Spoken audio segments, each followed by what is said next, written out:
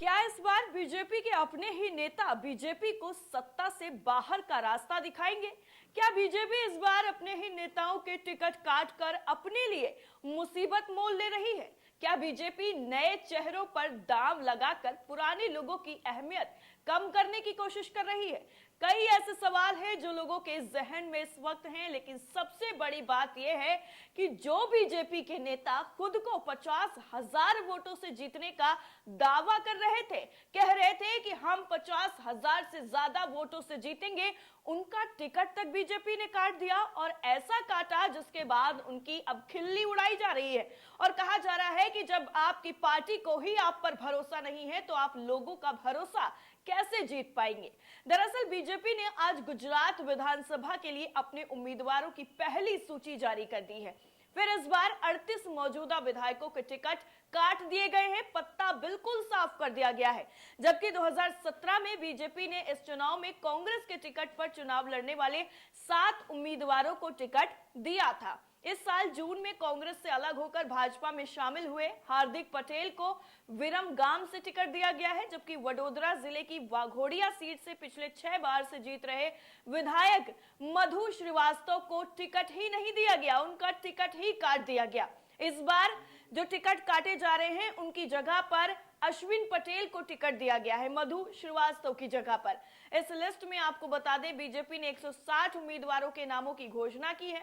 List के मुताबिक मुख्यमंत्री भूपेंद्र पटेल घाट लोडिया विधानसभा सीट से चुनाव लड़ेंगे, लेकिन दिलचस्प बात यह है कि राज्य के पूर्व मुख्यमंत्री यानी विजय रूपाणी, पूर्व उप मुख्यमंत्री नितिन पटेल, वरिष्ठ नेता और विधायक भूपेंद्र सिंह चुड़ासमा ने लिस्ट जारी होने से ठीक पहले मीडिया से कह दिया था कि वो इस बार विधानसभा चुनाव में नहीं उतरेंगे। अब गौर करने वाली बात यह है कि हाल ही में जिस तरीके से मधु श्रीवास्तव जी थे, जिन्होंने 5 बार विधायकी का इलेक्शन जीता है और 5 बार से विधायक रहे हैं, लेकिन बीजेपी ने उनका टिकट काट कर उनको करारा झटका जरूर दिया है कि वो अपनी पत्नी को वाघोड़िया सीट से चुनाव लड़ा सकते हैं। उसके बाद विधायक मधु श्रीवास्तव, जिन्होंने ये दावा किया था कि पार्टी मुझे कुछ दिन पहले टिकट देगी, ये अचानक अपना बयान बदल लेते हैं। अब उनका बयान भी सामने आ गया है। उन्होंने कहा है कि पार्टी जो भी फैसला करेगी वो अच्छा करेगी, हमें कोई आपत्ति नहीं है। लेकिन सोचने वाली बात यह है कि 5 बार से ज्यादा चुने गए विधायक जो है उनको पार्टी ने क्यों टिकट नहीं दिया? उम्मीदवारों की सूची घोषित होने से पहले भाजपा के वरिष्ठ नेताओं ने भी चुनाव नहीं लड़ने का जोरदार ऐलान कर दिया था। वाघोड़िया सीट विधानसभा की बात करें तो यहां 1962 से अब तक कुल 13 बार चुनाव लड़ा चुके हैं, जिसमें बीजेपी और कांग्रेस के बीच तीखी जंग छिड़ गई। लेकिन 1995 से यानी लगातार 6 बार से यहां बीजेपी के दबदबे वाले नेता मधु श्रीवास्तव जीत रहे हैं। गौर करने वाली बात यह भी है कि इस दौरान वो 5 बार भाजपा से लड़ चुके हैं, जबकि एक बार निर्दलीय के रूप में चुनावी मैदान में उतरे। 1995 में मधु श्रीवास्तव ने निर्दलीय के रूप में चुनाव लड़ा और जीत भी हासिल की थी। गुजरात विधानसभा चुनाव 2022 में राज्य में 3 तरफा जंग छिड़ी हुई है। इस बीच बीजेपी ने वडोदरा की वाघोड़िया सीट से मधु श्रीवास्तव का टिकट काट दिया। उसके बाद उनको आलोचनाओं का शिकार भी होना पड़ा है।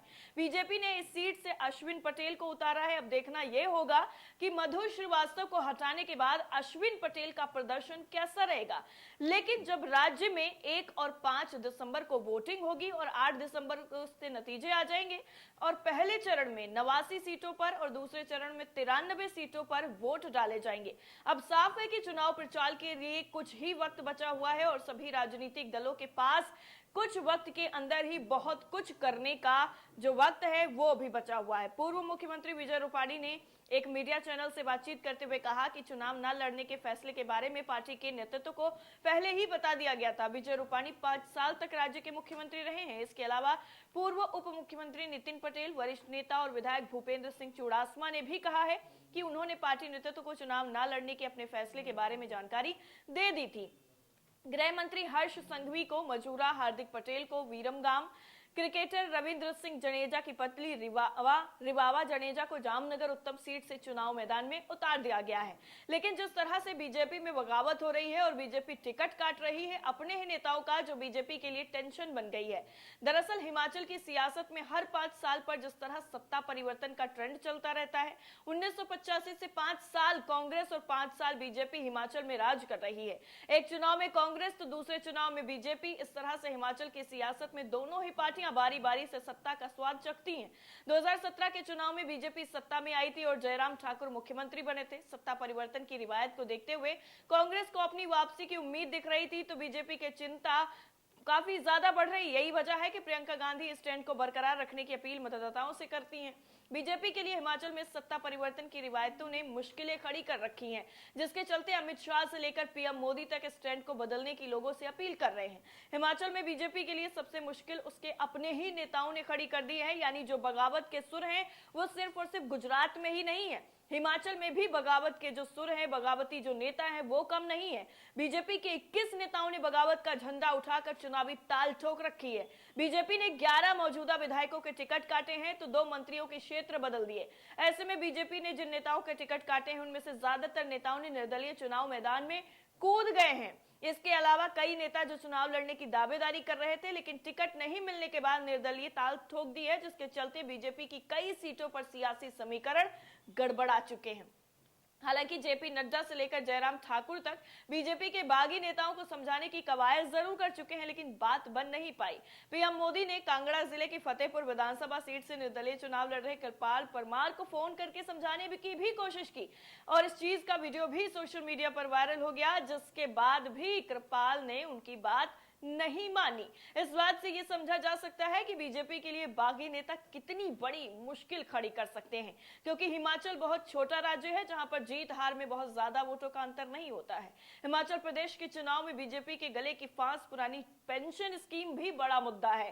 कांग्रेस ने यह वादा कर दिया है कि अगर राज्य में उनकी सरकार बनती है तो फिर कर्मचारियों के लिए ओल्ड पेंशन स्कीम को लागू कर दिया जाएगा। कांग्रेस के नेता लोगों को विश्वास दिलाने के लिए छत्तीसगढ़ और राजस्थान में वादा पूरा करने का हवाला दे रहे हैं, जहां पर पुरानी पेंशन को लागू किया जा चुका है।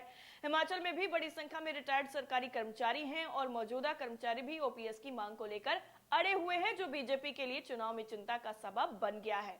राज्य में करीब 4.5 लाख सरकारी कर्मचारी हैं और रिटायर्ड कर्मचारी भी बड़ी संख्या में। इस तरह से हर एक विधानसभा सीट पर 3 से 4 हजार वोटर हैं।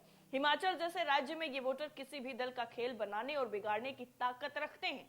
ऐसे में देखना यह होगा कि कांग्रेस के इस सियासी दांव की बीजेपी क्या काट करती है, या फिर जो बगावती नेताओं ने सुर अख्तियार किए हैं वही बीजेपी का तख्ता पलट करेंगे।